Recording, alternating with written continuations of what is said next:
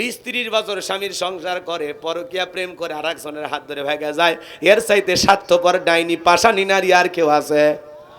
যেই নারী স্বামীর ঘর ভাঙ্গিয়া স্বামীকে মোহাব্বত ভালোবাসা না দিয়া 2-4টা বাচ্চা রেখে আর একটা ছেলের হাত ধরে পালিয়ে যায়, এরা আসলে নারী জাতির কলঙ্ক। কেমনে পারলি? 2টা বাচ্চা, 4টে বাচ্চা, কেমনে পারো গো? 4টে বাচ্চা হইলে যে স্বামীর কাছে, তারে ফেলায় আর একটা পুরুষ, তোর লজ্জা নাই? কথা কয় না? আর যুবক তোমরা যারা এগুলো করো, তোমাদের লজ্জা নাই? আল্লাহ হেদায়েত দান করুন, আল্লাহ হেদায়েত দান করুন। কষ্ট পাইছেন? ও দেশে টিকটক আসিয়া সব গেল ভাসিয়া, সিদ্দিক সোরা নায়ক হইছে আইডি খুলিয়া। এই মোবাইলে হাই কি জাদু আছে ভাই, পোলা পান বুঝাছে, পড়ালেখা তুইলা রাখছে সপ্তম আকাশে। পড়াশোনা সব বন্ধ, মন বসে না পড়ার টেবিলে, মন চলে যায় ভারতের তরুণীর দিকে। প্রেমের টানে ভারতের মেয়ে, মিশরি মেয়ে, সৌদি আরবের মেয়ে, ভুটানের মেয়ে, মালয়েশিয়ার তরুণী বাংলাদেশে প্রেমের টানে ছুটে আসতেছে। চিন্তা করেন বাংলাদেশি যুবকের প্রেমের পাওয়ার কত। আমি তো আশ্চর্য হয়ে যায়। তাহিরির ভক্ত না? তাহিরিনে পাইছো কি?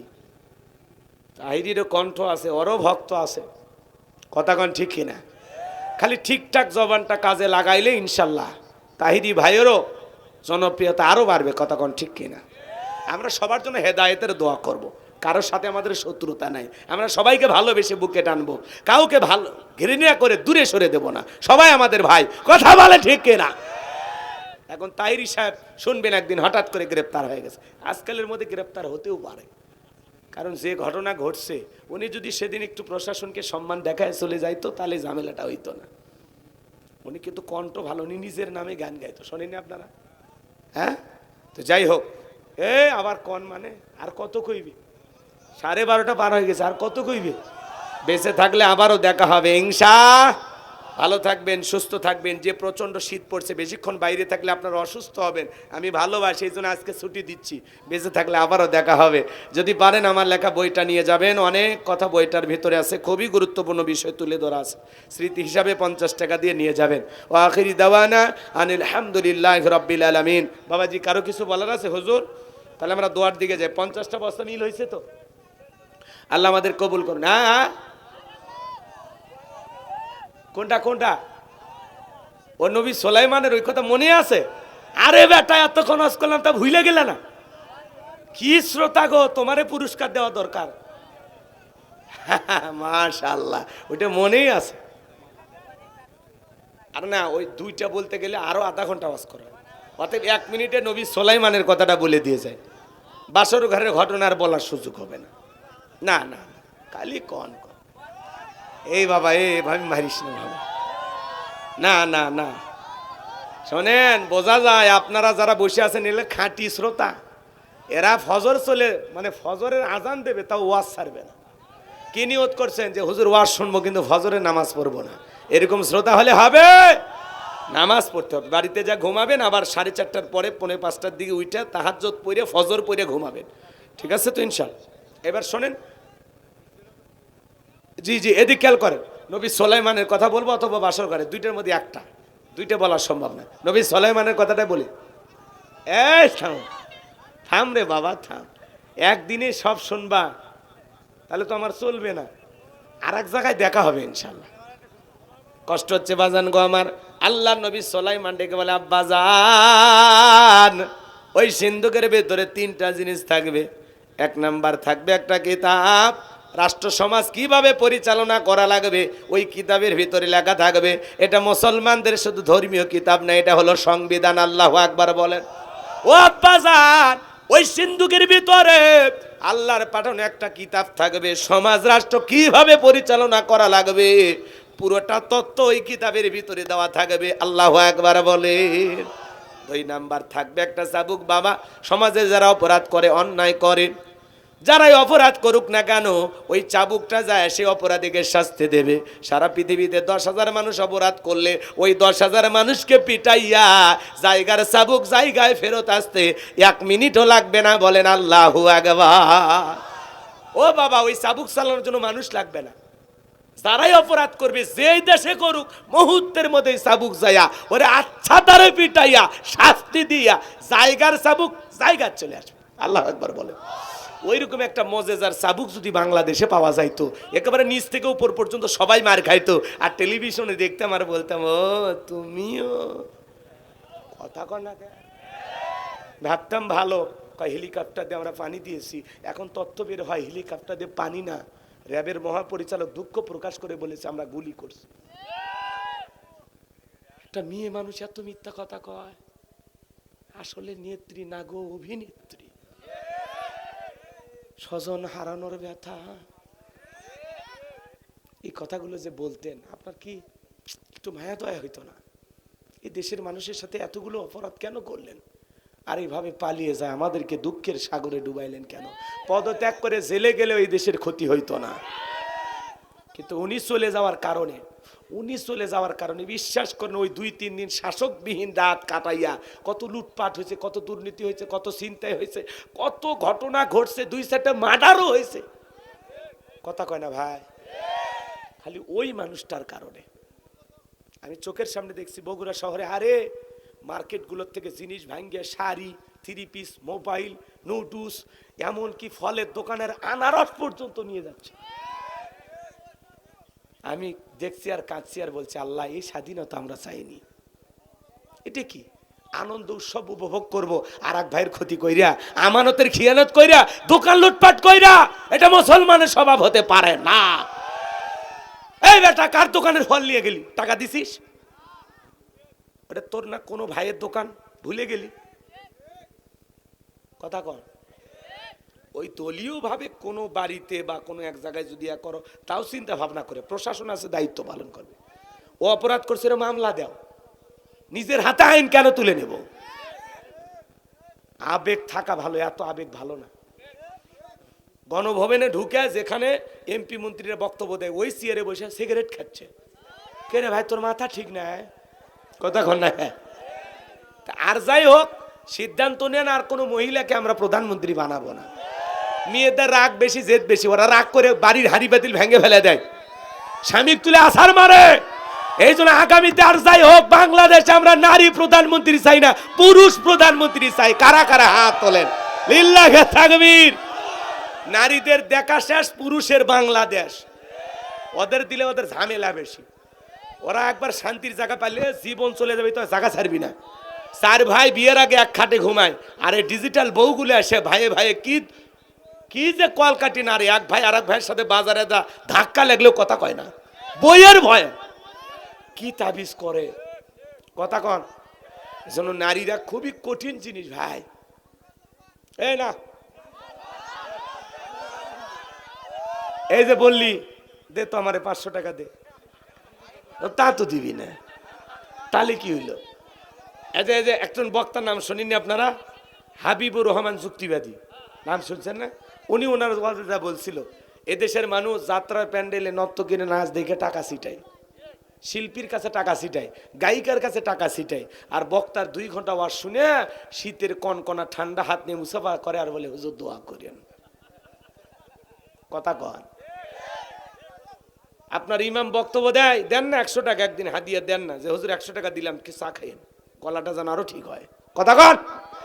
500 টাকা একদিন ইমামের হাতে দিয়া বলেন হুজুর এটাতে আপনার বউ বাচ্চা ফল ফুল কিনে খাওয়ায়েন। খালি হুজুরের ওয়াজ শুনবেন, হুজুরের বক্তব্য শুনবেন, হুজুরকে একটু হাদিয়া তহবা দিবেন না, তা হবেন। আমারে দেওয়া লাগবে না, আমি কিন্তু আমার কথা বলি নাই। আপনার এলাকায় যে হুজুরগুলো আছে তাদেরকে ভালোবাসা দেবেন, পারবেন তো ইনশাল্লাহ। ভারতে আমি ওয়াজ করতে গেছিলাম, ভারতে এক মাহফিলে মুসাফা কইরা, মানুষের সাথে মুসাফা কইরা 56,000 টাকা পেয়েছিলাম, খালি মুসাফা করে। এত তারা মানুষকে ভালোবাসে।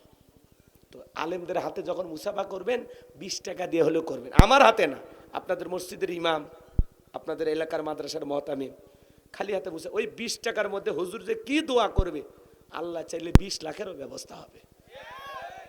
আলেমদের সাথে মহাব্বত রাখবেন, ভালোবাসা রাখবেন, পারবেন তো ইনশাল্লাহ।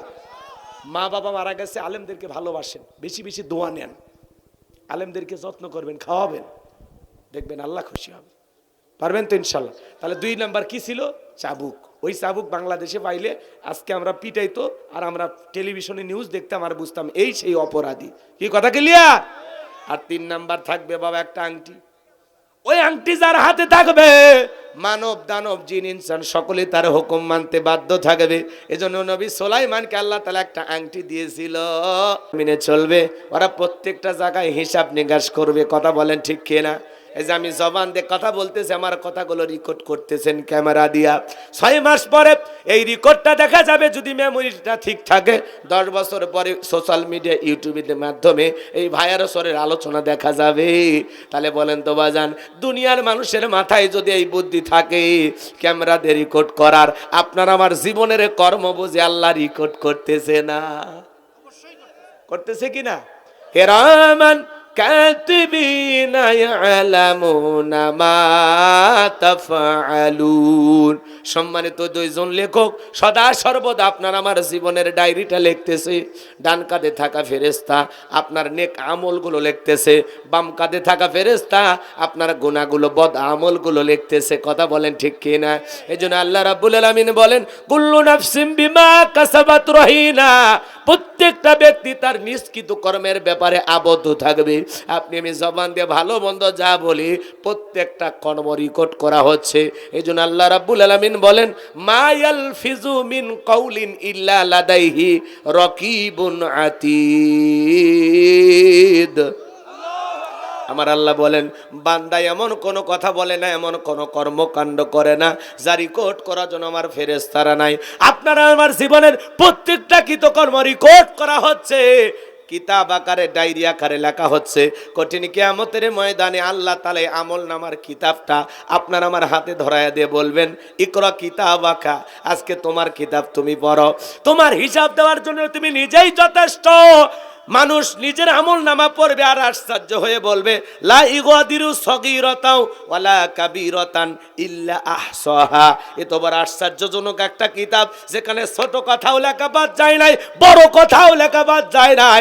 দিনের আলোতে রাতের আধারে, গোপনে প্রকাশ্যে, নদীর সরে কাশফুলের পাশে, যেখানে যা করেছেন বাজান, প্রত্যেকটা কথা, প্রত্যেকটার অডিও ভিডিও আল্লাহর কাছে আছে না? না, সেদিন মানুষ নিজের আমল নামা দেখে নিজেও অস্বীকার করবে, বলবে আল্লাহ এটা আমার আমল নামা না।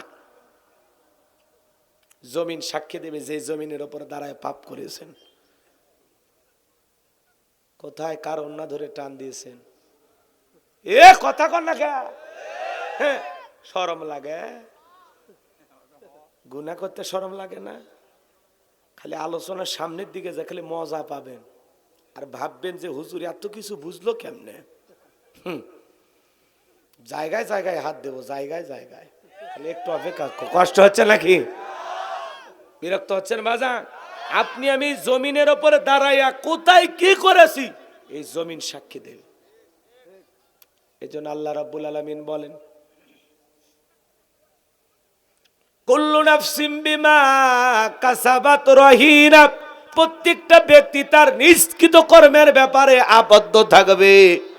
আপনি আমি যখন নিজের আমল নামাটা অস্বীকার করবো যে এটা আমি আমল নামা, এগুলো আমার আমল নামা না, এইগুলো কাজ আমি করি নাই, আল্লাহ তাআলা সেদিন আপনার আমার জবানটা বন্ধ করে দিবে আর বলবে, বান্দা জবান খুলতে দিয়েছি, বড় বড় কথা বলতেছ, তুমি কাজ করছো কিনা? ফেরেশতা লেখেছে তাও তুমি স্বীকার করলা না, জমিন সাক্ষী দেয় তাও স্বীকার করলা না। এইবার তোমার দেহের অঙ্গ প্রত্যঙ্গ স্বীকার করবে। তুমি হাত দিয়ে গুনাহ করেছো, ওই হাত তোমার বিরুদ্ধে সাক্ষী দেবে। যে পা দিয়ে গুনাহ করেছেন, ওই পা আপনার বিরুদ্ধে সাক্ষী দেবে। আপনার এই চোখ আপনার বিরুদ্ধে সাক্ষী দেবে। শরীরে থাকা সিসি ক্যামেরাগুলো আপনার বিরুদ্ধে সাক্ষী দেবে।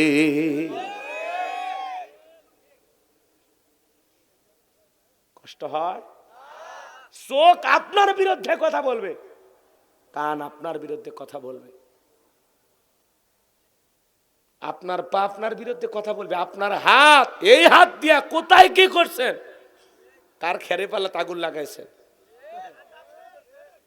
কার বাগানের গাছ কাটে ফেলেছেন, কার ফল চুরি করে খাচ্ছেন, কার হাঁস মুরগি চুরি করছেন, কার ছাগল চুরি করে খাইছেন, কার দোকানের টাকা চুরি করছেন, কি করছেন এ হাত সব বলে দেবে। বউ বাদে এই হাত আর কোন নারীর দেহে ব্যবহার হয়েছে, হাসেন না এটা হাসেন, রসিকতা না, দিল দিয়ে বোঝেন। হ্যাঁ, এবার চলেন একটু গভীরে যাই। বলবো, বিরক্ত হবেন না তো? বলবো, তাকবীর দেন, লিল্লাহে তাকবীর। একটু উদাহরণ দে, এক্সাম্পল দিয়ে কথা বললে কথাগুলো বুঝতে ভালো হবে। এবার চলেন মসজিদের ইমাম সাহেবের কাছে প্রথমে যাই।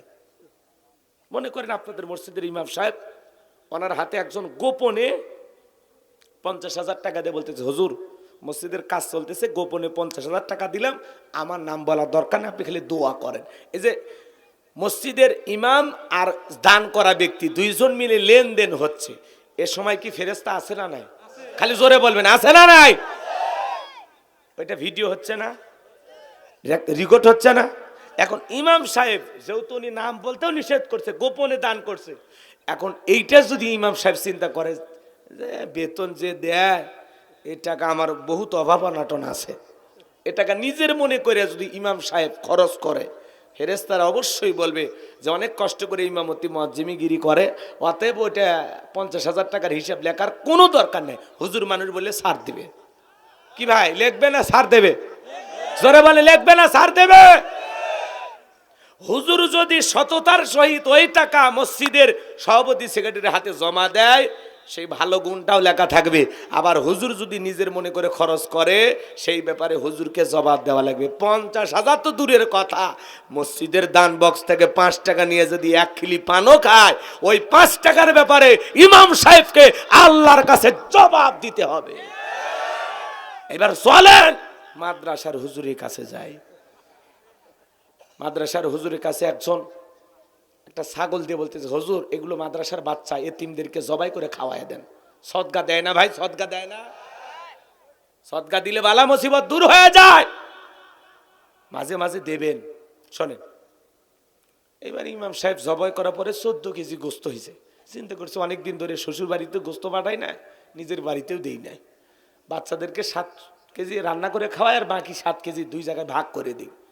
আপনাদের কি মনে হয়? ফেরেশতা তো লিখবে না, কারণ হুজুর অনেক পরিশ্রম করে মাদ্রাসায় কষ্ট করে, এটা ফেরেশতারা নিজেরা দেখছে, অতএব এটা ফেরেশতারা লিখবে না। কি এটা ভিডিও হবে কিনা? যে ছাগল দিছে তারও ভিডিও আছে, হুজুর যে জবাই করে গোস্ত ভাগ বাটোয়ারা করতেছে ওইটারও ভিডিও আছে। কথা কয়, হুজুর 7 কেজি নিজের বাড়িতে পাঠানো তো দূরের কথা, ওখান থেকে 50 গ্রাম গোস্ত যদি বাড়িতে নিয়ে আসে, ওই ব্যাপারে ওই মাদ্রাসার মুহাতামিমকে আল্লাহর কাছে জবাব দিতে হবে। কথা বলেন, দিতে হবে কিনা? যদিও এগুলো উদাহরণ দিচ্ছি, কারণ কোন মসজিদের হুজুরও দুর্নীতি করে না, মাদ্রাসার হুজুরও দুর্নীতি করে না। কথা কোন ঠিক কিনা? হুজুর যদি সুন্দর করে বাচ্চাদেরকে রান্না করে খাওয়ায়, তারও ফেরেশতারা ভিডিও করে রাখবে, লিখে রাখবে। আবার যদি একটু 19-20 করে, সেটাও লিখে রাখবে। কথা বলেন ঠিক কিনা? আপনারা হাসেন না বাজার, হাট বাজারে যায় আপনারা যা করতেছেন, কি ওই সময় ফেরেশতারা অবশ্য ঘুমায়, কারণ আপনি যখন বাজারে যান, ফেরেশতার মনে করছে এখন বাজারে গেছে, এখন আর টেনশন নাই। আপনি বাজারে যা কি করতেছেন ওইটাও ফেরেশতারা লেখে। কথা বলে ঠিক কিনা? খালি নেতারা যা করে ওই সময় ফেরেশতারা লেখে না, ভয়ে ভয়ে। কি কন? ইউনিয়ন পরিষদের চেয়ারম্যান একজন ব্যক্তি চাল পাবে 50 কেজি, লাখ কাটে লেখা আছে কত? 50 কেজি। চাল দিয়েছে 20 কেজি, আর বাকি 30 কেজি মাইরে খাচ্ছে। ফেরেশতার ওই সময় নাই? ভিডিও হয়েছে না? জোরে বলেন, হয়েছে না? এখন ওই ব্যক্তি যদি বলে ভাই 50 কেজি লেখা দিলেন, 20 কেজি বাকি 30 কেজি, কথা বেশি কথা বলবি না। ওগুলো দল চালাইতে গেলে, ছেলে পেলে চেয়ারম্যান এগুলো টিকাইতে গেলে কিছু লাগে, ওগুলো সাঙ্গ পাঙ্গ আছে, তেল মোটর সাইকেলে কেনা লাগে, ঝামেলা কইরো না। বেশি কথা বললে 20 কেজি রেখে দেবো। চাল পাইছে 500 বস্তা, 300 বস্তা আগে বিক্রি করে দেয়, বাকি 200 বস্তা কোনো মতে ভাগ বাটোয়ারা করে দেয়। কি বলেন? চেয়ারম্যান সাহেব, নেতা সাহেব যদি এরকম করে, ফেরেশতারা লিখবে না? অবশ্যই লিখবে। কথা বলেন ঠিক কিনা? তাহলে নেতা যদি দুর্নীতি করে, ওইটাও ফেরেশতারা ভিডিও করে রাখছে। কারা এই দেশের টাকা বিদেশে পাচার করেছে, প্রত্যেকটা ভিডিও আছে। কথা বলেন। ওরা দুর্নীতি করে 11 লক্ষ কোটি টাকা বিদেশে পাচার করেছে, গাড়ি বাড়ি সম্পদের পাহাড় করেছিল। ওই দুর্নীতিবাজ নেতাদের প্রত্যেকটা টাকার জবাব দিতে হবে। গরিবের ঢেউটিন মেরে খায়, কথা কর, পায়খানার স্ল্যাব মাইরে খায়। ওই ঢেউটিন সহ পায়খানার স্ল্যাব সহ সব সহ কিয়ামতের ময়দানে ওই বদনাসর ওই নেতারা উঠবে। বদনাসরে কেন বললাম, অনেক সময় বদনারও বরাদ্দ হয়, কি অনেক বরাদ্দ হয়, ঢেউটিন বরাদ্দ হয়, পায়খানা স্ল্যাব বরাদ্দ হয়। নদী ভাঙ্গন এলাকায় বড় বড় বস্তা এত হাজার বালু ঢেলছে, এত হাজার মাটি কাটছে, এগুলো বরাদ্দ হয়। কাজ করছে 2%, বিল নিয়েছে হলো 100%, 98% টাকা মারিয়ে খাচ্ছে। ভাই কথা কর না আপনারা গো।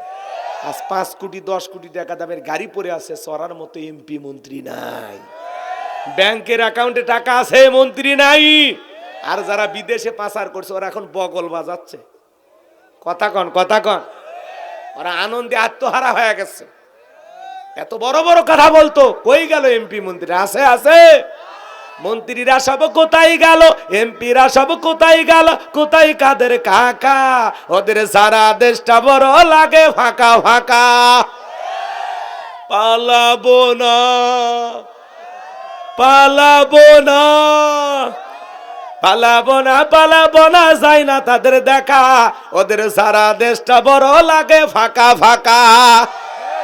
আইন মন্ত্রী আটকে গেল আইনেরই ফাঁকে, দাড়ি সারা দরবেশটারে ভণ্ড ভণ্ড লাগে। শুনেছি ভাই কত নেতা নেত্রী খাইতেছে ভাই ডান্ডা, বিচারপতি কালামানিকের ফাটিয়েছে নাকি আন্ডা। এটা আমার খবর না, মিডিয়ার খবর। এই বিচারপতি শামসুদ্দিন মানিক আল্লামা সাইদি হুজুরকে মৃত্যুদণ্ডে রায় দিয়েছিল। আমরা বলতে চাই ওই একই ট্রাইব্যুনালে বিচারপতি মানিককেও মৃত্যুদণ্ডে রায় দিতে হবে। এই বিচারপতি শামসুদ্দিন মানিক 116 জন আলেমের তালিকা করেছিল। আমার মতো গাইবান্দার ভাঙ্গা বক্তা রোল নাম্বার ছিল 23। আমি কত নাম্বার সিরিয়ালে? যারা আলেমদের তালিকা করেছিল আজকে বিনা তালিকায় ওরা জেলখানায়। কার খেলা? জোরে বলেন, কার খেলা? পলকের ঝলক গেল, পলকের ঝলক গেল, থামিয়ে নেটের চাকা। ওদের সারা দেশটা বড় লাগে ফাঁকা ফাঁকা। কোথায় গেল সংসদেতে মমতাজের গান? কোথায় গেল হযরত বলার স্বামী ওসমান? 70 রাকাত তাহাজ্জুদ পড়তো, বিরাট বড় আল্লাহর ওলি। 5 তারিখে ভাগ্যে কি আছে আল্লাহর ওলিরা জানতো না। 41 সাল, 24 সালে কি আছে ওইটা জানে না। 41 কথা কন না আপনারা।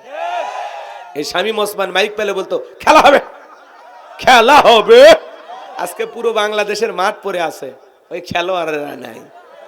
আসেন দুলা ভাই, খেলা হবে, আসেন। ওই বিনোদনী নেতাটা নাই গো, ওনার কথা কিন্তু খুবই ভালো লাগছে। জালা জালা মাসুদ কি হয়ে যাও, ভালো হয়ে যাও। আছে আছে, উনি কিন্তু মাঝে মাঝে বাংলাদেশের মানুষকে খুব বিনোদন দিত। স্মার্ট বাংলাদেশ কয়ে মঞ্চ ভাঙ্গি একেবারে। রাগ করতেছেন মনে হয় আপনারা? চলেন সামনে দিকে যা। বিরক্ত হচ্ছেন না তো? ইনশাল্লাহ মাঝে মাঝে একটু বাস্তবতা বললে রাগ করবেন না তো? চলবে চলবে, হাত তুলে বলেন চলবে চলবে। তাকবীর দা লিল্লাহে তাকবীর। হাত নামান বাবাজিরা আমার। তাহলে নেতারা যা করতেছে ফেরেশতারা সব লিপিবদ্ধ করতেছে। নেতা যদি সঠিকভাবে জনগণের আমানত বুঝা দেয়, নেতা যদি ক্ষমতার চেয়ারে বসার পরে এলাকার মাদক বন্ধ করে দেয়, এলাকার অশ্লীলতা বন্ধ করে দেয়, ভালো ভালো কাজ যদি করে, নেতা ভালো কাজ করার কারণে ভালো পুরস্কার পাবে, আর মন্দ কাজ করার কারণে মন্দ পুরস্কার পাবে। জনগণের আমানত সঠিকভাবে পৌঁছায় দিলে এর সব পাবে। আর যদি দুর্নীতি করে নিজের পকেটে ঢুকায়, ওই দুর্নীতির দায়ে আখিরাতে আল্লাহর আদালতে গ্রেফতার করা হবে। সেদিন চোর ডাকাতের কাতারে দাঁড়ায় আল্লাহ ওই সমস্ত নেতাদের বিচার করবে যারা জনগণের টাকা নিজের মনে করে মাইরে খাইছে। নেতাদেরটা ভিডিও হয়, খালি যুবকেরা যা করে ফেরেশতারা এটা ভিডিও করে না। হে যুবকে, ওই যে পার্কে কার হাত ধরে বসেছিলে? এখন চিন্তা করো, ওই ভিডিও ফেরেশতাদের কাছে থাকলে কিয়ামতের ময়দানে আল্লাহ যখন দেখাবে, আপনি যখন বলবেন না আল্লাহ না আমি এগুলো করিনি, আল্লাহ তখন বলবে এ পাগল, খালি রেকর্ড নাই, তোর ভিডিও আছে, ভিডিও থাম, পর্দায় ভিডিও দেখাবে। কথা কয় না? সোয়ালা নৌকা চড়ে যে ঘুরছেন বান্ধবীর হাত ধরে নৌকা ভাড়া নিয়ে, মনে আছে সেদিনের কথা? এটা যে ভিডিও হয়ে গেছে, কি করবেন? এই জন্য হযরত আলী রাদিয়াল্লাহু তাআলা বলেছেন, তোমরা যৌবনের তাড়নায় গুনাহ করো, কিন্তু একদিন তোমাদের যৌবন থাকবে না, কিন্তু আমল নামায় গুনাহটা ঠিকই লেখা থাকবে। এই জন্য ওই গুনার জন্য অনুতপ্ত হয়ে এখনো সময় আছে, তওবা করেন, আল্লাহ মাফ করে দিতে পারে। আল্লাহ সাত্তার, দোষ গোপন রাখছে, প্রকাশ করে দেয় নাই। এখন অনুতপ্ত হয়ে সিজদায় গিয়ে কাঁদেন আর বলেন, আল্লাহ ওই অপরাধ করছি, ওই গুনাহ করছি, পাপ করছি, দুনিয়ার কেউ জানে না, তুমি জানো, দয়া করে গোপন জিনিস গোপন রাখে তোমার বান্দারে মাফ করে দাও। চাওয়ার মতো যদি চাইতে পারেন, তওবার মতো যদি তওবা করতে পারেন, আল্লাহ মাফ করে দিবে। তওবা করার পরে শর্ত হলো জীবনে কোনোদিন আর ওই গুনাহগুলো করা যাবে না, ফিরে আসা লাগবে, একেবারে জনমের মতো ফিরে আসা লাগবে। কষ্ট হচ্ছে বাজান? এ যুবকে, তাহলে পার্কে কারা হাত ধরে বসে আসো? সয়েলানো করেছে চরের ভিতরে, কার সাথে ভিডিও করছো, টিকটক করছো, লাফালাফি করছো, ছবি তুলছো, সব ভিডিও ফেরেশতারা করে রাখছে। এখনো যদি সময় থাকে, মাথাটা নত করে সিজদায় গিয়ে আল্লাহর কাছে কাঁদো আর বলো, আল্লাহ এগুলো আমাকে মাফ করে দাও, আমি ভুল করছি। আমাদের স্বভাব হলো গুনাহ করা, শয়তান ওয়াসওয়াসাতে আমরা গুনাহ করতে মজা পাই, কথা কয় না? কিন্তু বান্দা যতই গুনাহ করুক, আল্লাহর কাছে যদি মাফ চায়, আল্লাহ তার বান্দাকে মাফ করে দেয়। কোন বান্দা যদি অনুতপ্ত হয়ে, কোন বান্দা যদি তওবা করে, আল্লাহর কাছে ফিরে আসতে চায়, ওই অনুতপ্ত বান্দার চোখের পানি নাকের ডগা থেকে মাটিতে পড়ার আগেই আল্লাহ তার জীবনের গুনাহগুলো মাফ করে দেয়। পারবো তো ইনশাআল্লাহ? হে যুবক শোনো, যারা বিয়ে করেছেন, যুবকেরা যখন বাসর ঘরে বউ নিয়ে ঢোকে, ওই সময় ফেরেশতারা একটাও থাকে না, সব ফেরেশতা ঘুমের ট্যাবলেট খায়, ঘুমায়। কথা কয় না কে? ফেরেশতাদের ঘুম আছে? ওরা খায়? ওদের না খাওয়া আছে না ঘুম আছে। এদিক খেয়াল করেন, যুবক বাসর ঘরে বউ নিয়ে ঢুকে চুপচাপ আছে, এর নাম আবুল, উত্তরপাড়া লাকিকে করেছে কবুল, 1,00,000 টাকা মহরানা ধার্য করিয়ে 1,000 টাকার নাকের ফুল, জীবন পুরোটাই ভুল। কথা কন না কেন? 1,000 টাকার নাকের ফুল দিয়া বউ বাড়িতে নিয়ে আসে। বলেন তো, পুরুষ যারা আছেন, মহরানা দেওয়া নফল না ফরজ? প্রত্যেকটা নারী যারা আছেন, মা বোনেরা শুনে যান, মহরানা না দেওয়া পর্যন্ত কোন পুরুষের সাথে বিয়ে করতে রাজি হবেন না। কথা কয় না কে? দেখি তো ওরা নারী পায় কোথায়? রাগ করতেছেন আপনারা? মহরানা পাওয়া প্রত্যেকটা নারীর হলো অধিকার, আর এই অধিকার প্রতিষ্ঠিত করার দায়িত্ব হলো প্রত্যেকটা পুরুষের। বউ মহরানা দিয়া ঘরে তুলবেন, কথা কন। আর বিয়ে করার সময় নাকে রুমাল লাগে, সেই শরম। পুরুষের আবার কিসে শরম? যারা নাকে রুমাল দিছে, এরা যৌতুক নিয়ে বিয়ে করছে, এরা মহরানা ফাঁকি দিছে, কথা কন। যারা কন্যা পক্ষের উপরে জুলুম করে যৌতুক নেয়, কাঁচা পায়খানা খাওয়া যেমন হারাম, কন্যা পক্ষের কাছ থেকে জোর করে জাবি করে তেমনি টাকা আদায় করা হারাম। তোমার একটু মায়া হয় না? একটা মা বাবা কত কষ্ট করে 16 বছর 18 বছরের একটা মেয়েকে তিলে তিলে নিজেদের শরীরের রক্ত ঘাম পানি করে লালন পালন করলো। মেয়েটা যখন যুবতী হয়ে গেল, তোমার মতো চেনা নাই জানা নাই অপরিচিত একটা যুবকের হাতে তুলে দিল, নিজের কলিজাটা ছিঁড়ে তোমার মতো যুবকের হাতে দিল। ওই মেয়েটাকে বিয়ে করে বাড়িতে নিয়ে আসার পরে ওই মেয়েটা তোমার সন্তান ধারণ করবে, তোমার খাবার রান্না করবে, তোমার পোশাক পরিষ্কার করে দেবে। ওই মেয়ের থেকে যত উপকার যত লাভ সব তুমি গ্রহণ করবা। ওই মেয়ের দ্বারা তার মা বাবা কোনোদিন লাভবান হবে না। কথা বলেন ঠিক কিনা? দেখেন না বিদায় বেলায় কত মা কত বাবা রান্নাঘরে গিয়ে গুমরে গুমরে কাঁদে। আরে মানুষজন ডেকে বলে, ভাই তোর আমার মেয়েটা স্বামীর বাড়িতে যাবে, চলো না জামাইয়ের হাতে তুলে দাও। বলে না না আমি পারবো না, যে মেয়েটাকে এত ভালোবাসলাম, এত আদর করে বড় করলাম, আজকে আমার মেয়ে আমার কলিজা ছিঁড়ে চলে যায়, আমার ঘরটা শূন্য করে যায়, আমি বাবা সহ্য করতে পারি না। মেয়েটা মা গুমরে গুমরে কাঁদে, রান্নাঘরের দেওয়াল ধরে কান্না করে। মানুষ ডেকে বলে, ভাবি জামাইয়ের হাতে মেয়েটাকে তুলে দেন, মানুষ ভাববে জামাই মনে হয় আপনার পছন্দ হয় না। মা বাবা যাও জামাইয়ের হাতে মেয়েটাকে তুলে দেয়। কত মা বাবা ওই জায়গায় জ্ঞান হারায় ফেলে। বাবা কাঁদে আর ডেকে বলে, ও আমার নতুন জামাই, মেয়েটারে কোনোদিন আমরা ধমক দিয়ে কথা বলি না, কষ্ট পাবে বলে আজকে সেই মেয়েটাকে তোমার হাতে তুলে দিলাম। ছোট মানুষ, ভুল করলে মাফ করে দিও। নিজের কলিজাটা ছেড়ে তোমার হাতে তুলে দিল রে যুবক। সেই শ্বশুর শাশুড়ির উপরে যারা জুলুম করে যৌতুক নেয়, এদের চাইতে ছোট লোক আল্লাহর দুনিয়া তার কেউ হতে পারে না।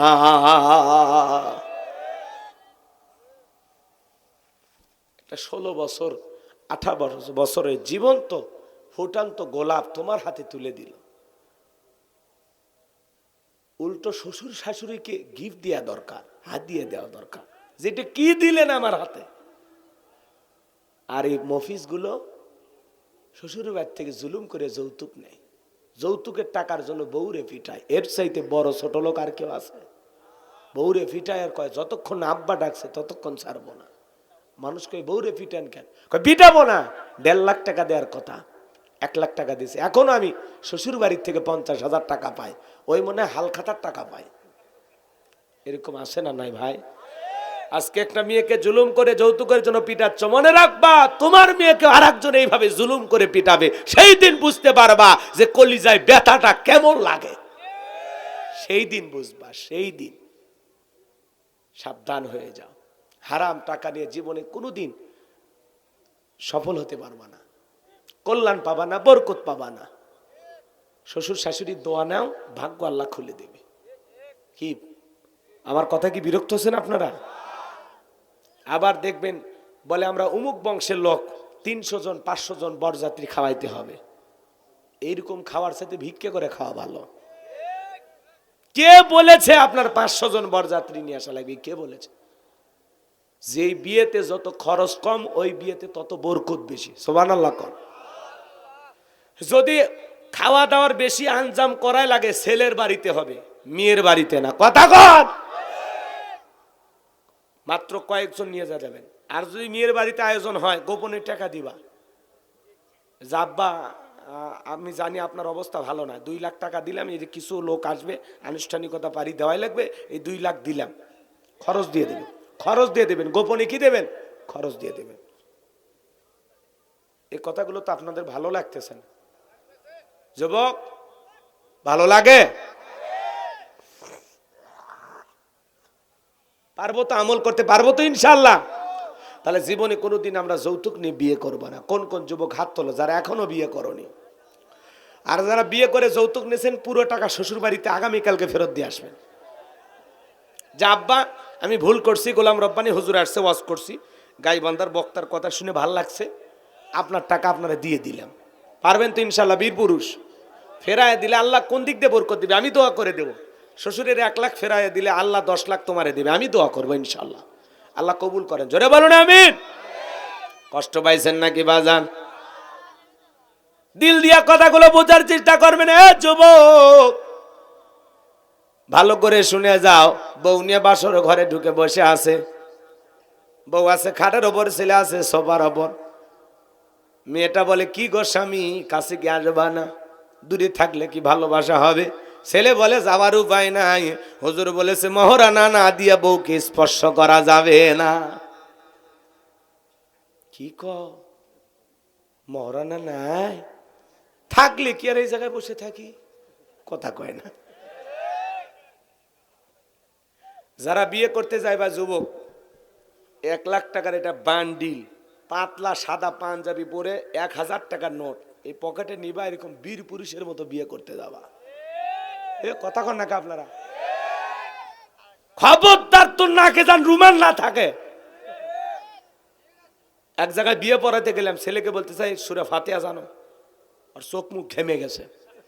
পাশে থাকা কোলদারা দুলে ভাইয়েরা সাহায্যকারী, এরা বলতেছে হুজুর বিয়ে পরে আপনাকে দেয় কত? আমি 500 1000 কয় 2000 টাকা দেবো হুজুর, বিয়েটা ভেঙে দেন না। ওই ছেলেও সূরা ফাতিহা জানে না, আমরাও জানি না, সূরা ফাতিহা জানে না, ও বিয়ে করবে গেছে।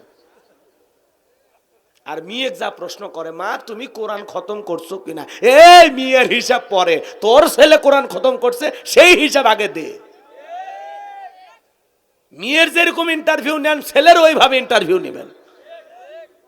মেয়ে বলে মা একটু হাসো তো, দাঁতগুলো দেখি, সামনে যাও তো, পা চলে কিনা দেখি, চুলগুলো লম্বা কিনা, মনে হয় কুরবানির গরু কিনবে রেখছে।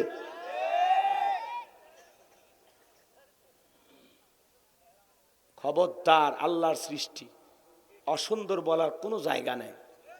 পছন্দ হয়নি, মুখের উপরে কোনো উল্টাপাল্টা কথা বলবেন না। আরে পাত্রী দেখতে গেলে খবরদার কোনো দুলে ভাই বন্ধু বান্ধব যান না যায়, জায়েজ নাই বেটা, জায়েজ নাই। পাত্রী দেখতে গেলে নিজের মাকে নিয়ে যাবা, নিজের বোনকে সাথে নিয়ে যাবা। কথা কয় না? কে যাবে? মা বোন, ভাবিকেও নিবা না। ভাবিকে নিলে ঝামেলা আছে, নেওয়া জায়েজ আছে কিন্তু নিলে ঝামেলা আছে। ভাবি চাইবে তার চাইতে বেশি সুন্দরী কেউ জানো ওই বাড়িতে আগমন না ঘটে, তাহলে ভাবির ভাবটা কমে যাবে। ভাবি চাইবে ওর চাইতে দুর্বল নারী আসুক, যাতে ও আঙ্গুল তুলে তুলে বলতে পারে যে তোমার ভাইয়েরা বিয়ে করছে, আমার মতো আছে না। এজন্য ভাবিকে নিয়ে যাওয়া যাবে না। যুবক, কি বোঝা গেল? আবার খালাকেও নেওয়া যাবে না, কারণ খালার বাড়িতে একটা মেয়ে আছে, যতই মেয়ে সুন্দরী হোক তখন বলবে হ্যাঁ এর সাথে আমার বাড়ির লাভলি ভালো। কথা কয় না? এই জন্য দুইটা মহিলাকে নেবেন না, মাকে নেবেন আর বোনকে নেবেন। মা চাইবে আমার ছেলের একটা রাজকন্যার মতো বউ হোক, বোন চাইবে আমার ভাইয়ের একটা সাদের মতো ভাবি হোক। এই দুইজনের মধ্যে কোনো ভেজাল নাই। কি হুজুর ওয়াজ কি চলবে না? দোয়া করো। এই জন্য যুবক, তোদের পায়ে হাত দিয়ে অনুরোধ করি, খবরদার, খবরদার, বিয়ের আগে কোনো অবৈধ কোনো সম্পর্ক করবা না। মনে থাকবে তো ইনশাআল্লাহ? কষ্ট হয়? তাহলে কোন জায়গায় আছে? বাসর ঘরে। কোথায়? কোথায় গো? হুজুর কি বলছে? এই ছেলে পেলে মাথা ঘোরায় না। চার ছেলে বলবে আব্বা আমি বিয়ে করব, তখন বলে মহারানার টাকা আছে, বাপ হন, ইসলামিক বাবা হন, ছেলে মহারানার টাকা রেডি করবে, তারপরে বিয়ে দেবে। কথা কন? ছেলেকে বলবেন, ছেলে যখনই বলবে আব্বা আমি বিয়ে করব, ঠিক আছে বাবা আমি বিয়ের জন্য রাজি, তুমি মহারানার টাকা, তোমার স্ত্রী যদি বলে আব্বা আপনার টাকা আছে, হ্যাঁ বউ নিয়ে ঘুমাবা তুমি, মজা মারবা তুমি, আর মহারানার টাকা দেবো আমি, এটা হবে না। বউ তোমার, মহারানা পরিশোধ করার দায়িত্ব তোমার। কথা কন ঠিক কিনা? পারবেন তো এরকম বাবা হতে? ঠিক আছে, আল্লাহ কবুল করুন। জোরে বলুন আমিন। আমার ভাইয়েরা সামনের দিকে যায়, মেয়েটা চিন্তা করলো স্বামীর পকেটে টাকা নাই, বাসর ঘরের স্বামী যদি আমার কাছে না আসে জীবনটা বৃথা। এরকম রাত তো জীবনে বারবার আসবে না। আসবে নাকি? একজন আল্লাহর ওলির ছোট্ট একটা ঘটনা আমার মনে পড়ে গেল, আমি কি বলবো? বলবো। আল্লাহর ওলির নাম ছিল আমর বিন আস। 2 বছর ধরে পাত্রী খুঁজতেছেন, বিয়ে করবেন, কিন্তু কোনো ভাগ্যবান নারী খুঁজে পায় না। হঠাৎ করে একদিন আসর নামাজ পড়ার পরে তার বন্ধুর সাথে দেখা হবে না। যারা দান করবে গোপনে, এখন গোপনে। এখন যদি কেউ 1 লাখ টাকায় দেয় তাও মারহাবা করার সুযোগ নেই, আমরা বহুবার চাইছি। এখন যদি কেউ দেয় আপনারা খালি নিতে থাকেন, মুনাজাতে সবার জন্য পাইকারি দরে দোয়া করা হবে ইনশাল্লাহ। জি, খালি নিতে থাকেন, আপনার দান দিতে থাকেন। 41 বস্তা সিমেন্ট, কত 43 আর 7 বস্তা, 7টা ভাগ্যবান পাওয়া যাবে। এ যারা 7 জন দান করবে, 7 জনের ওসিলে আল্লাহ যেন ওদের ভাগ্যে জাহান্নামের দরজাগুলো বন্ধ করে জান্নাতের দরজা খুলে দেন। জোরে বলেন আমিন। 7 জন, 7টা জাহান্নামের দরজা বন্ধ হয়ে যাবে আপনাদের জন্য ইনশাআল্লাহ। এক বস্তা করে 7 জন মানুষ হুজুরের কাছে নাম লিখে দেবেন। হুজুর এই খাতা দিয়ে একটা যুবক যাই লিখতে পারে, একটু ভিতরে বাইরে দেবে ইনশাল্লাহ। অনেক মানুষ নিয়ত করে আছে, 1 বস্তা মা বাবার জন্য অবশ্যই দেবে ইনশাল্লাহ। যে যুবক লিখতে পারে, তুমি খালি এমনি ঘুরবা, যার বলার বলবেন, তোমার ইশারা দিয়ে ডাকবেন, ভাই এই ছেলেটা গেল, ভাই 7টা বস্তা মিল করে দেন, আমি মুসাফির, আমার আশা পূরণ করেন। ওই 7 জন ব্যক্তির জন্য আল্লাহ 7টা জাহান্নামের দরজা বন্ধ করে দেবে, আমি সেই দোয়া করব ইনশাআল্লাহ। ওই যে ভাই গেছে, ভাই আপনার নাম কি? এ সাগর তালুকদারের নাম লেখো। এই যে ভাতিজা, এই যে দিক সাগর তালুকদার বাড়ি কই? ভাইয়ের স্যার, ঠিক আছে।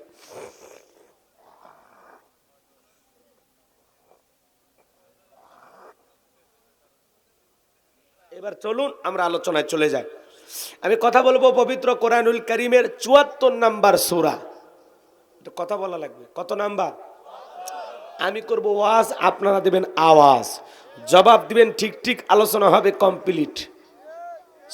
শ্রোতাদের স্পিরিটে বারে বক্তার হিট, আলোচনা হবে জায়গা মতো ফিট। কিছু আজ প্যান্ডেলে, কিছু আজ অ্যাঙ্গেলে। কথা বলেন না কেন? এইগুলো আগে বলতাম, এখন আর অ্যাঙ্গেলে না, যা বলবো সব ডাইরেক্ট। অ্যাঙ্গেলে বলার দিন শেষ, ডাইরেক্ট বলার বাংলাদেশ। কথা কথা ঠিক কি না? চলেন। সূরার নাম মুদ্দাসির। বলেন কি নাম? মুদ্দাসির। কি নাম? মুদ্দাসির মানে কি? পোশাক পরিহিত। সুবহানাল্লাহ কোন। মোট আয়াত আছে 56টি, রুকু আছে 2টি। বিশ্বনবীর মক্কার জিন্দেগিতে এই সূরাটি নাজিল হয়েছে একেবারে সূচনা লগ্নে। জবান ছেড়ে সবাই একটু মহাব্বতে আমার সঙ্গে তেলাওয়াত করুন। আউযু বিল্লাহি মিনাশ শাইতানির রাজিম। বিসমিল্লাহির রাহমানির রহিম। বিতাড়িত মুর্দার শয়তানের কাছ থেকে আল্লাহ পাকের কাছে আশ্রয় প্রার্থনা চাচ্ছি। পরম করুণাময় অসীম দয়ালু আল্লাহ তাআলার নামে শুরু করছি। আমরা যে কোনো কাজ শুরু করব কার নামে? আরেকটু জোরে বলেন, কার নামে? আল্লাহর নামে কাজ শুরু করার দরকার আছে না নাই? করবেন তো ইনশাল্লাহ। আমি আপনাদের সামনে 38 নাম্বার থেকে 46 নাম্বার পর্যন্ত বেশ কয়েকটি আয়াতে কারিমা তেলাওয়াত করেছি। আমি যদি সঠিকভাবে কথাগুলো আপনাদের সামনে আলোচনা করি, প্রত্যেকটা আয়াতের জন্য এক একটা মাহফিলের প্রয়োজন 1.5 থেকে 2 ঘন্টা। এত সময় আপনাদের হাতেও নাই, আমার হাতেও নাই। যত দ্রুত সম্ভব আমরা কথাগুলো একটু গোছায় হলেও বলে শেষ করার চেষ্টা করব ইনশাআল্লাহ। আমার কোনো জ্ঞান নাই, জ্ঞান দেওয়ার মালিক কে? আরেকটু জোরে বলেন। ক্বালু সুবহানাকা লা ইলমা লানা ইল্লা মা আল্লামতানা ইন্নাকা আনতাল আলিমুল হাকিম। বলুন সুবহানাল্লাহ। জ্ঞান দেওয়ার মালিক কে? আরেকটু জোরে বলেন কে? আমার আল্লাহ রাব্বুল আলামিন বলেন, ওয়ালাকাদ আতাইনা দাউদা সুলাইমানা ইলমা।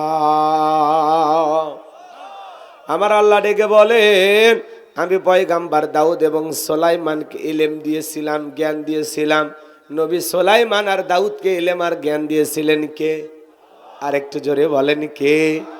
আমার ভাইয়েরা, আল্লাহ নবী দাউদ আলাইহিস সালাম জীবনের শেষ প্রান্তে গিয়ে আল্লাহ তাআলাকে ডেকে বলেন, আল্লাহ আমার জানতে বড় ইচ্ছা হয়, আমার পরবর্তীতে আপনি কাকে ফিলিস্তিনের বাদশাহী দান করবেন? আমার আল্লাহ রব্বুল আলামিন ডেকে বলে, পয়গাম্বার আমার পক্ষ থেকে নিয়ামত এবার একটা সিন্ধুক যাবে। ওই সিন্ধুকের ভিতরে 3টা জিনিস থাকবে। কোনটার নাম কি, কোনটা দিয়ে কি কাজ হবে, যে বলে দিতে পারবে, বুঝতে পারবেন পয়গাম্বার আমি আল্লাহ রাব্বুল আলামিন তাকে ফিলিস্তিনের বাদশাহী দান করব। বলুন আল্লাহু আকবার। আরেকটু জোরে বলুন আল্লাহু আকবার। নবী দাউদ আলাইহিস সালাম এই কথা শোনার পরে দেশের হাজার হাজার জনগণকে একত্রিত করে ডেকে বলে, ও দেশের জনগণ শোনো, দিয়ে এমন আল্লাহর পক্ষ থেকে নিয়ামত এবার একটা সিন্ধুক আসবে। ওই সিন্ধুকের ভিতরে 3টা জিনিস থাকবে। কোনটার নাম কি, কোনটা দিয়ে কি কাজ হবে, তোমরা কি বলে দিতে পারবা? পয়গাম্বরের সামনে থাকা হাজার হাজার মানুষ মাথা নত করে চলে যায়। পয়গাম্বরের প্রশ্নের উত্তর কেউ দিতে পারলো না ভাই। এইভাবে কয়েকটা দিন অতিবাহিত হয়ে চলে গেল। আল্লাহ নবী দাউদ আলাইহিস সালাম সব জায়গায় সুন্দর করে বললেন, কিন্তু না, কোনো মতেই যখন কোনো মানুষ জবাব দিতে পারল না, আল্লাহ নবী দাউদ আলাইহিস সালাম এইবার চিন্তা করলেন, সব জায়গায় দাওয়াত দিলাম, নিজের ঘরেও দাওয়াত দেওয়ার দরকার আছে না নাই? এই কথা ভেবে আল্লাহ নবী দাউদ আলাইহিস সালাম তার ছেলে মেয়েগুলোকে একত্রিত করলেন। আল্লাহ নবী দাউদ আলাইহিস সালাম ছেলে মেয়ের সংখ্যা ছিল 40 জন। জোরে বলেন মারহাবা। কয়জন? আর আমাদের স্লোগান, সন্তান 2টার বেশি নয়, একটা হইলে ভালো হয়। আর আমার স্লোগান, না হইলে আরো ভালো হয়। খালি টোনা আর টুনি, মরার পরে কান্দারও কেউ নাই, বেঁচে থাকতে ডিস্টার্ব করারও কেউ নাই। কথা কোন ঠিক কি না? যারা বলে সন্তান 2টার বেশি নয়, একটা হইলে ভালো হয়, মনে রাখবেন এই স্লোগান মুসলমানের স্লোগান না। এটা তামাম পৃথিবীর ইহুদি খ্রিস্টানরা কৌশল করে মুসলমানের মাথার মধ্যে ভাইরাস ঢুকে দিয়েছে, সন্তান 2টার বেশি নয়, একটা হলে ভালো হয়। কারণ তামাম পৃথিবীর জালেম বেঈমানেরা চায় মুসলমানের সংখ্যা কমুক না বাড়ুক। জোরে বলেন। আজকে তামাম পৃথিবীতে 700 কোটির উপরে মানুষ। আমরা যদি সংখ্যায় 350 বা 400 কোটি মুসলমান হতে পারতাম, পৃথিবীর জালেমেরা মুসলমানদের রক্ত নিয়ে খেলা করা তো দূরের কথা, মুসলমানের পশম বাঁকা করার সাহস পৃথিবীর কোনো জালেমের ছিল না। আজকে মুসলমান সংখ্যায় কম, এজন্য জালেমেরা হয়েছে আমাদের জম। কথা বলে না কেন? তাহলে সংখ্যা বাড়ানোর দরকার আছে না নাই? দিনাজপুরে ওয়াজ করতে গেলাম, এক মুরব্বী বাচ্চা কোলে নিয়ে এসে বলে, হুজুর দোয়া করেন। আমি বলে, মুরব্বী আপনার কি হয়? নাতি। কয় নাতি মানে? এটা 11 নাম্বার। আমি কি বলেন চাচা? কয় হ্যাঁ, এটা আমার সন্তান। আগেকার মুরব্বীরা তো এত পদ্ধতি মানত না। কথা কন। সন্তানদেরকে নিয়ে পরিবার পরিকল্পনা করা ভালো। এই ছেলেকে ডাক্তার বানাবো, এরে ইঞ্জিনিয়ার বানাবো, এরে মুফতি সাহেব বানাবো, এরে মুহাদ্দিস বানাবো, এরে এই এলাকার সবচাইতে বড় মসজিদের খতিব বানাবো। সন্তানদেরকে নিয়ে পরিবার পরিকল্পনা করা ভালো। কিন্তু আমরা কি করি? মারিবার পরিকল্পনা। কোন ট্যাবলেটে টেনশন মুক্ত। কথা কয় না, কথা বলা লাগবে, না হলে আমি ওয়াজ করব না। আমার সাথে আওয়াজ দেওয়া লাগবে। কি আপনারা ঝিমাইছেন? সন্তান বেশি হওয়া লাগবে। রিজেকের মালিক আল্লাহ। আপনার কেউ দায়িত্ব দিছে নাকি? আপনার ওই 10টা 12টা বাচ্চার মধ্যে একটা বাচ্চা এমন জায়গায় প্রতিষ্ঠিত হবে, ওই একদিনে 10,000 মানুষেরই রিজেক ইনকাম করবে। ঠিক আছে? একটা সন্তানের আশা করতেছেন, ও বাঁচবে না মরবে গ্যারান্টি আছে? হ্যাঁ, ঝগড়া লাগেন তো, মারামারি লাগেন তো, এক বাপের এক বাটা, ও লাঠি বাইর করতে ভয় করবে যে আমি যে দুর্বল, একা, আমি একটা লাঠি নিয়ে এই গ্রামের লোকের সাথে পারবো না। আর একটা পরিবারে যদি 12-14 জন ছেলে মানুষ থাকে, ঝগড়া লাগলে ওরা 12টা লাঠি বের করবে। মানুষকে বাপ রে বাপ, ওই তালুকদারদের সাথে লাগা যাবে না। ওরা বিশাল পরিবার, 70 জন পুরুষ। কথা কয় না? ভয়ে কেউ ঝগড়া করবে না। কথা কন ঠিক কিনা? এজন্য লাঠির সংখ্যা বাড়ার লাগবে। হাসে হাসে মারামারি করে লাঠি গো। কি বুঝছেন? আমার ভাইয়েরা দিল দিয়া কথাগুলো বোঝার চেষ্টা করবেন। তাহলে সন্তান দেওয়ার মালিককে নেবেন তো ইনশাআল্লাহ। আল্লাহ যাদেরকে দেয় নিতে থাকেন। কথা কয় খালি হাসে। এই আমার কয়টা সেটা আপনার টেনশন করা লাগবে। আমি তো বাচ্চা কাচ্চা মানুষ, কেবল আপনাদের দোয়ায় আছে, গোটা 3 আছে। আরো দোয়া করেন, আরো ভবিষ্যতে হবে নাকি বলেন? বাজান গো, আমার মন খারাপ করবেন না, সামনের দিকে যায়। আল্লাহ নবী দাউদ আলাইহিস সালাম সন্তানদেরকে ডেকে বলেন, আমার সন্তানেরা শোনো, আল্লাহর পক্ষ থেকে নিয়ামত এবার একটা সিন্ধুক আসবে। ওই সিন্ধুকের ভিতরে 3টা জিনিস থাকবে। কোনটার নাম কি, কোনটা দিয়ে কি কাজ হবে, তোমরা কি বলে দিতে পারবা? পয়গাম্বরের বড় ছেলে বলতে পারে না, মেজো ছেলে বলতে পারে না, সবার ছোট 19 বছরের টকবকে যুবক, নাম তার সুলাইমান, হাত তুলে বলেন লাব্বাইক আব্বাজান। আপনি যদি অনুমতি অনুমতি দেন ও বাজান আমি বলে দিতে পারবো ওই সিন্ধুকের ভিতরে তিনটা জিনিস কি কি থাকবে, কোনটার নাম কি, কোনটা দিয়ে কি কাজ হবে, জোরে কোন মারহাবা। নবী দাউদ ডেকে বলে বাবা তুমি ছোট মানুষ না বুঝে একটা কথা বলো। নবী সুলাইমান ডেকে বলে আব্বাজান একেবারে আমাকে ছোট মনে করবেন না, আমার বয়স যখন 14-15 পার হয়ে গেছে, আমি যখন জঙ্গলের পাশ দিয়ে হেঁটে যাই, ওই জঙ্গলের একটা প্রাণী আর একটা প্রাণীর সাথে, একটা পশু আর একটা পশুর সাথে কি কথা বলে, কোন ভাষায় কথা বলে, আমি পশু প্রাণীর ভাষাও বুঝতে পারি। আব্বাজান আমারে ছোট মনে করবেন না, দূরাকাশে পাখি ডানা মেলে উড়ে যায়, একটা পাখি উঠতে গিয়ে আর একটা পাখির সাথে কি কথা বলে, কোন ভাষায় কথা বলে, আমি জমিনের ওপর দাঁড়াইয়া পাখিদের ভাষাও বুঝতে পারি, বলুন সুবহানাল্লাহ। আল্লাহ নবী সুলাইমানকে এমন এলেম আর এমন ক্ষমতা দিয়েছিলেন বাজান, পিপিলিকার ভাষাও পর্যন্ত বুঝতো, বলুন সুবহানাল্লাহ। সেই নবী সুলাইমান বলে দিবেন ওই সিন্ধুকের ভিতরে তিনটা জিনিস কি কি, কোনটার নাম কি, কোনটা দিয়ে কি কাজ হবে, আপনারা কি শুনবেন? কারা কারা শুনবেন হাত তুলে দেখান। লিল্লাহে তাকবীর, আরেকটু জোরে বলে লিল্লাহে তাকবীর। হাত নামান বাজান। তাহলে আমি আপনাদের সামনে কথা বলবো সূরা মুদ্দাসসির থেকে। আমার আল্লাহ রাব্বুল আলামিন বলেন কুল্লু নাফসিন বিমা কাসাবাত রহিনা। আল্লাহু আকবার। আমার আল্লাহ রাব্বুল আলামিন বলেন প্রত্যেকটা ব্যক্তি তার নিজ কৃতকর্মের ব্যাপারে আবদ্ধ থাকবে, নিজ কৃতকর্মের ব্যাপারে দায়বদ্ধ থাকবে। আপনার জীবনের কৃতকর্মের কারণে আপনি নিজের কৃতকর্মের কাছে নিজে আবদ্ধ। কুল্লু নাফসিন বিমা কাসাবাত রহিনা। তাফসীর শুরু হয়ে গেল, আলোচনা কষ্ট হচ্ছে আপনাদের? আল্লাহ বলেন প্রত্যেকটা ব্যক্তি তার নিজ কৃতকর্মের কাছে কি থাকবে, আবদ্ধ থাকবে, দায়বদ্ধ থাকবে। আপনার জীবনের কৃতকর্মের হিসাব আপনাকেই দিতে হবে, আপনার জীবনের হিসাব জবাবদিহিতা আপনাকেই করতে হবে। কথা বলেন ঠিক কি? আপনার জীবনের কৃতকর্মের হিসাব আপনার সন্তান দেবে না, স্ত্রী দেবে না, দল দেবে না, দুনিয়ার মানুষ দেবে না। আপনার জীবনের কৃতকর্মের হিসাব আপনাকেই দিতে হবে। রহিনা শব্দের অর্থ হলো বন্ধ, আবদ্ধ। কথাকে বুঝতে পারতেছেন? বিরক্ত হবেন না তো ইনশাআল্লাহ। এই জায়গায় আল্লাহ রাব্বুল আলামিন পরিষ্কারভাবে জানিয়ে দিয়েছেন কুল্লু নাফসিম বিমা কাসাবাত রহিনা। প্রত্যেকটা ব্যক্তি তার নিষ্কৃত কর্মের ব্যাপারে আবদ্ধ, নিষ্কৃত কর্মের কাছে কি দায়বদ্ধ। আপনার জীবনের কৃতকর্মের হিসাব আপনাকেই দিতে হবে। কথায় আছে যেমন কর্ম তেমন ফল, বিশ্বাস না হয় করিয়ে দেখো, বেহেশত ৮ দোজখ ৭, বিশ্বাস না হয় মরিয়া দেখো। এই আয়াতের ব্যাখ্যায় তাফসীরকাররা লিখেছেন যদি কেউ সৎ কর্ম করে, ভালো কৃতকর্ম করে, তার কর্মের ফল যদি ভালো হয়, এ ভালো কর্মের ফলাফল হবে জান্নাত। সুবহানাল্লাহ বলে। আর যার কর্ম খারাপ, এই দুনিয়ার জমিনে যে রং তামাশায় ব্যস্ত ছিল, কথা কি বুঝতে পারতেছেন? যার কাজকর্মগুলো খারাপ, যে গুনাহের সাগরে হাবুডুবু খেয়েছিল, ওর কর্ম খারাপ হওয়ার কারণে এই খারাপ কর্মের, মন্দ কর্মের এর ফলাফল হলো জাহান্নাম। এর ফলাফল কি?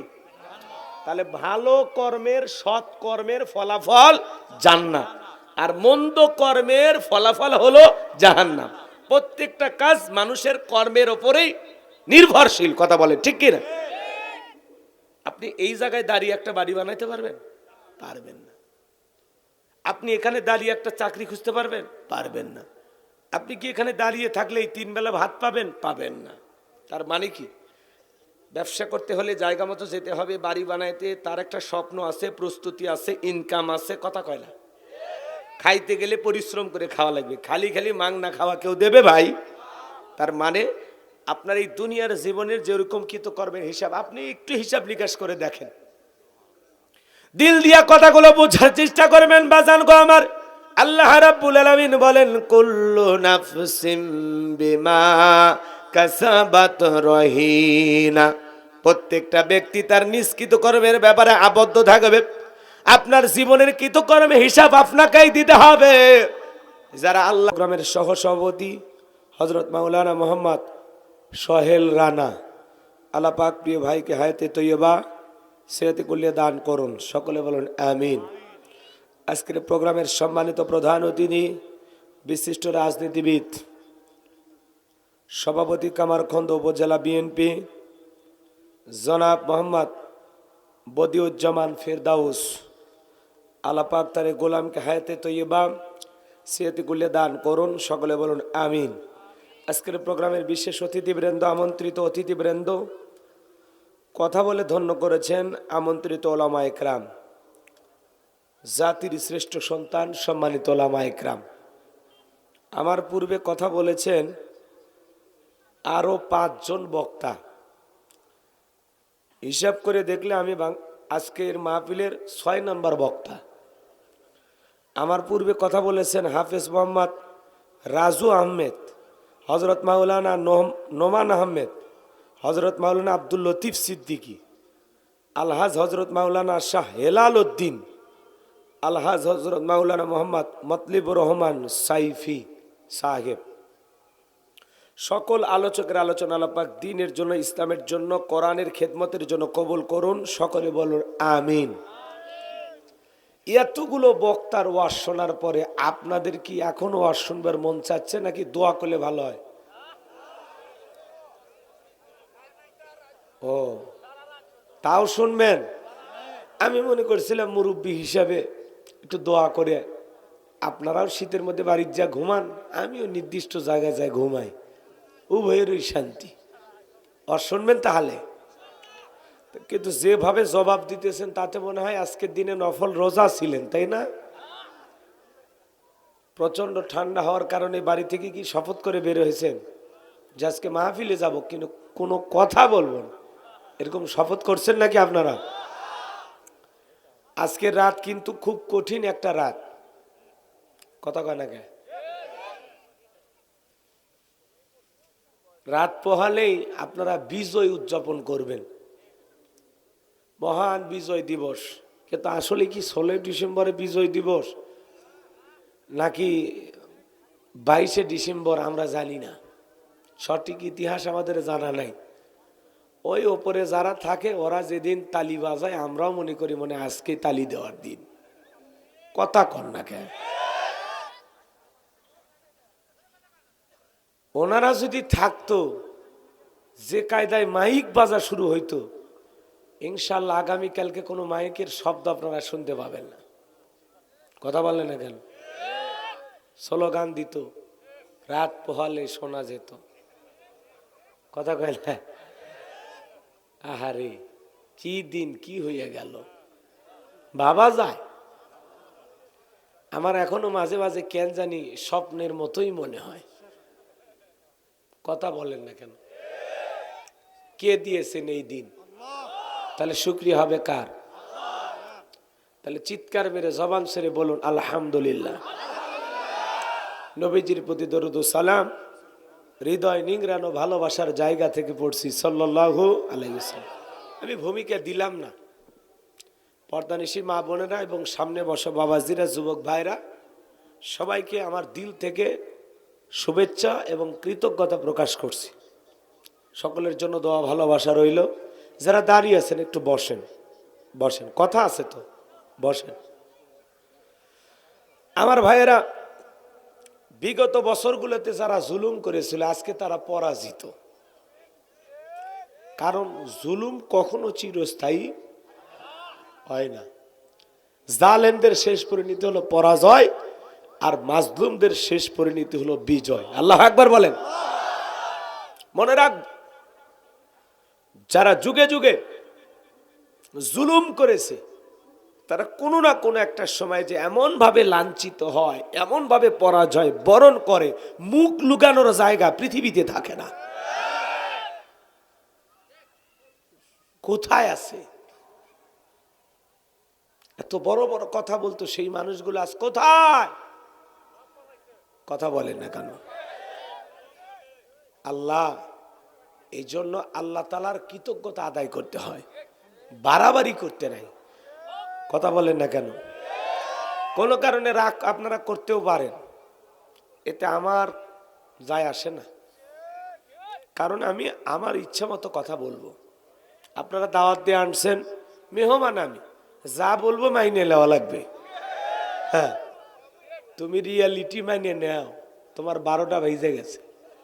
কথা কয় না, কথা কয় না। রাগ করছেন আপনারা? কথা আমাদেরকে বলতে হবে, আর চুপ করে থাকা যাবে না। কথা বলেন ঠিক কি না?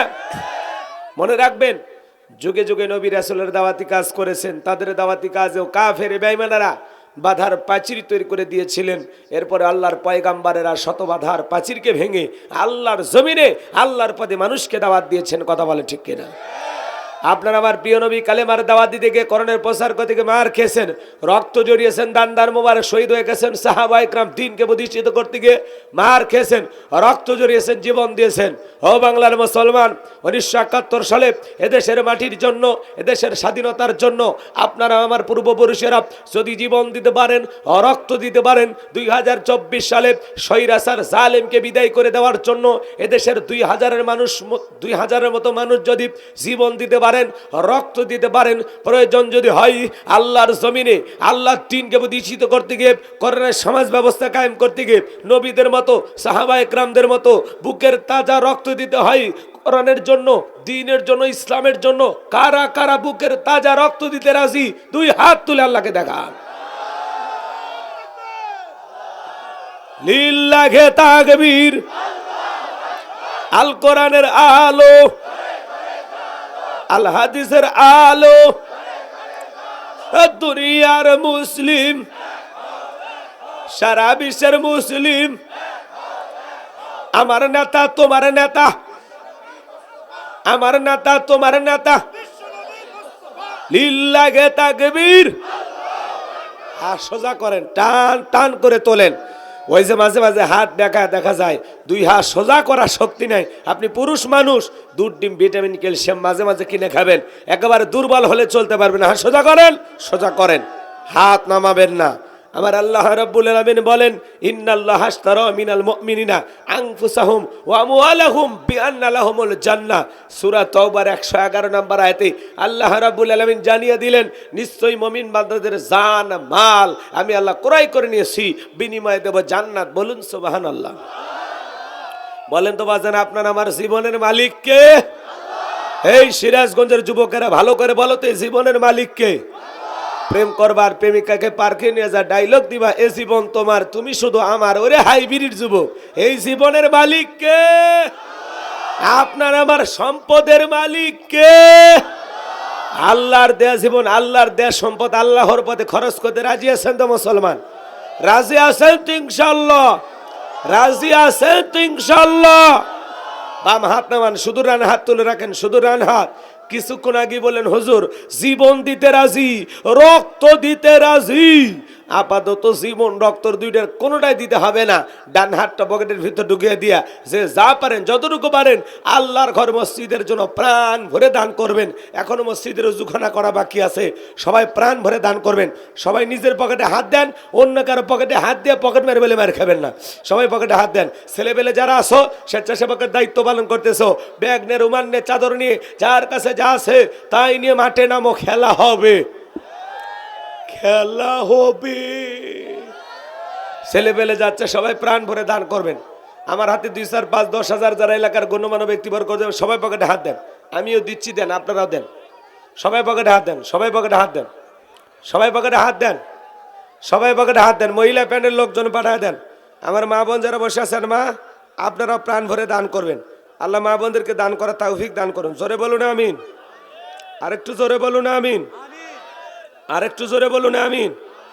যে যতটুকু পারেন প্রাণ ভরে দান করেন। আল্লাহ সবাইকে দান করা তৌফিক দান করুন। জোরে বলুন আমিন। মহিলা প্যান্ডেল আছে? আমার মা বোন যারা বসে আছেন, মা আমি জানি সিরাজগঞ্জের মা বোনদের হাতের রান্না যেমন ভালো, মনটা তার সাথে বেশি ভালো। আল্লাহ আমার মা বোনদেরকে বেশি করে দান করা তৌফিক দান করুন। জোরে বলুন আমিন। মহিলা প্যান্ডেলে যাদের মন আয়েশা, ফাতেমা, খাদিজার মতো নরম, তারা অবশ্যই দান করবেন। ভাই সবাই প্রাণ ভরে দান করে। আমি মুসাফির হাতে 2, 4, 5, 10 হাজার যারা দেবেন আল্লাহর ঘর মসজিদের জন্য, বাজান যারা দুনিয়াতে মসজিদ নির্মাণের জন্য টাকা দেয়, আল্লাহ তাদের জন্য জান্নাতি বালাখানা বানায় দেন। বলেন সুবহানাল্লাহ।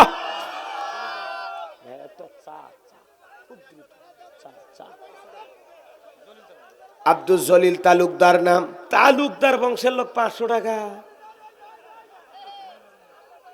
কম হয়ে গেল না? মানে তালুকদারের একটা কিন্তু ভাব আছে ভাই। আচ্ছা, যিনি আব্দুল জলিল সাহেব উনি কি গরিব মানুষ না মোটামুটি আছে? কে জলিল সাহেব আর 500 টাকা পরে দেওয়া যাবে না বা পরে পরে 1 মাস পর 2 মাস পর? আব্দুল জলিল সাহেব কই? জলিল তালুকদার নাই?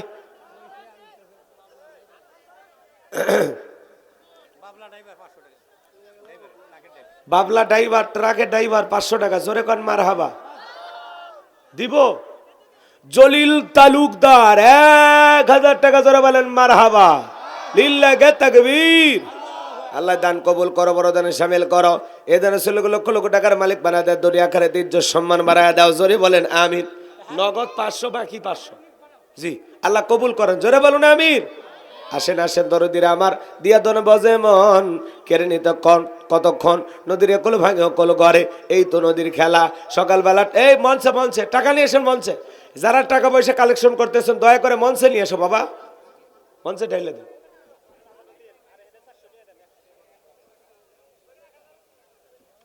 ভাই ভাই ভাই ভাই মাইক সার্ভিস সাউন্ড কি জি সাউন্ড সিস্টেমের পক্ষ থেকে আজকের মাহফিলে 1000 টাকা। জোরে বলেন মারহাবা। লিল্লাহি তাকবীর। আল্লাহ আল্লাহ তার বাবা অসুস্থ মারা গেছে।